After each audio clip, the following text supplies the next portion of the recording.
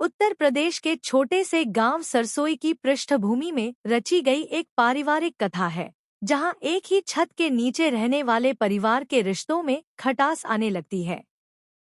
सवेरे का समय है। रामबिलास खाट पर बैठे हैं। कमला चूल्हे पर चाय चढ़ा रही है। राधा पानी भरकर लौटी है। तुझे कितनी बार कहा है सुबह पहले घर का काम देख लिया कर, पानी बाद में भी भर लेती। राधा, बाबूजी के लिए पानी भरने गई थी। वो बोले थे गले में खुश्की हो रही है। तो क्या मैं नहीं भर सकती? हर काम में टांग अड़ानी आदत बन गई है तुम्हारी। हे भगवान, ये दिन भी देखना था। बेटी, तुम दोनों बहुएं अगर ऐसे लड़ती रहीं तो ये घर घर नहीं रणभूमि बन जाएगा। इसी बीच रघुवीर और सुरेश खेत से लौटते हैं। क्या हुआ बाबूजी? हर रोज वही कलह, वही तकरार। सुबह होते ही बहुएं भिड़ जाती है। राधा, तुमसे तो कहा था कि बड़ी भाभी का आदर करना सीखो। मैंने कुछ गलत नहीं किया। बाबूजी को पानी देना भी गुनाह हो गया अब। हाँ हाँ, तुम तो देवी हो, हम सब तो दुश्मन है तुम्हारे। बस करो कमला, अब अगर घर की शांति भंग हुई तो मुझे बहुत बुरा लगेगा। थोड़ी देर के लिए सब चुप हो जाते हैं। दोपहर का समय है। धूप तेज है। दोनों बहुएं किचन में काम कर रही है। दोपहर में घर के अंदर सोमवती चाची आती है। क्या बात है राधा बिटिया, आज तेरे चेहरे पे मुस्कान नहीं दिखी। ऐसी कोई बात नहीं चाची, बस मन भारी है। देख बेटी, सास और ननद से तो सुना था अब बहुएं ही आपस में जंग करेंगी, तो क्या बचे। मैं झगड़ा नहीं चाहती चाची, पर रोज रोज ताना सुन सुनकर मन थक जाता है। औरत की असली ताकत उसका धैर्य है। तू समझदारी से काम ले, जीत तेरी ही होगी। कमला, दिन ब दिन ये झगड़े क्यों बढ़ रहे हैं? क्योंकि आपकी छोटी बहू घर को सिर पे चढ़ाए घूमती है। तू बड़ी है कमला, समझदारी दिखानी चाहिए तुझे। अगर तू प्यार से समझाएगी तो राधा भी मानेगी। मैं बड़ी हूं तो क्या हर गलती मैं ही झेलूं? अगर तू ही इस घर की बड़ी बहू होकर हालात नहीं संभालेगी तो कौन संभालेगा? रामबिलास का कमरा। रामबिलास अकेले बैठे हैं। सुरेश आता है। बाबूजी क्या सोच रहे हैं? बेटा, मैंने तो सोचा था कि बहुएं मिलकर घर को स्वर्ग बनाएंगी, लेकिन अब लगता है हम सब ने कुछ न कुछ गलतियां की है।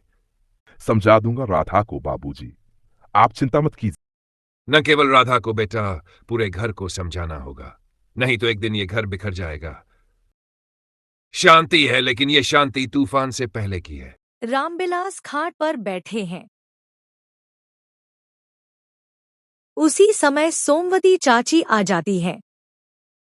राम बिलास भैया, राम राम, बहुत दिन हो गए, आज दर्शन हुए। राम राम चाची, घर के झमेलों से फुर्सत मिले तब ना। किस घर में दो बहुएं हैं, वहां साजिशें नहीं होंगी क्या? मैंने बेटों को साथ रखा, सोचा घर एक रहेगा, पर अब लगता है एक घर में दो घर बन चुके हैं। मुझे एक बात कहनी है तुम दोनों से। जी बाबूजी। घर की शांति अब टूट रही है। मैं चाहता हूं कि तुम दोनों अपने अपने हिस्से अलग कर लो। बाबूजी, आप तो हमेशा कहते थे कि परिवार को एक साथ रखना है। हाँ बेटा, अब भी यही चाहता हूं, पर बहुओं की लड़ाई में घर का चैन बर्बाद हो गया है। बाबूजी, एक बार बहुओं से खुलकर बात कीजिए, शायद कोई समाधान निकल आए। ठीक है, कल सुबह मैं दोनों बहुओं से बात करूंगा, आखिरी कोशिश होगी। रामबिलास खाट पर बैठे हैं। सबको बुलाया गया है। कमला और राधा सामने खड़ी हैं। कमला, राधा, मैं बूढ़ा हो गया हूं, अब मेरी आंखों में आंसू नहीं सहते। बाबूजी, मैंने तो कुछ नहीं किया। मैंने भी कभी आपको दुख देने की कोशिश नहीं की। तो फिर घर में शांति क्यों नहीं है? दो बहुएं एक घर में क्यों नहीं रह सकती? क्योंकि छोटी बहू हर बात में टांग अड़ाती है। और भाभी हर बात में मेरी गलती निकालती हैं। बस, एक दूसरे की बुराई से घर नहीं चलता, समझदारी से घर बनता है। कमला, अगर तुम बड़ी हो तो तुम्हें बड़पापन दिखाना चाहिए।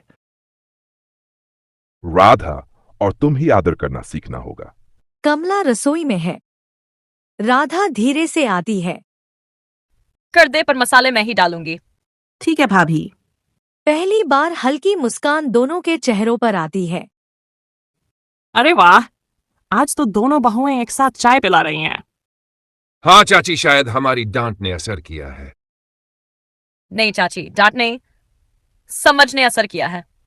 और थोड़ी चुप रहने की आदत ने भी। अगली सुबह रामविलास अपनी खाट पर बैठकर चाय पी रहे हैं। शायद दीवारों में जो दरारें पड़ी थी वो भरने लगी है। इतनी चुप्पी पहले कभी नहीं थी। घर तोड़ दिया, अब क्या बचा? भाभी से तकरार के बाद तो जैसे सांस लेना भी बोझ लगने लगा है। कमला बेटी, कुछ बात करनी है।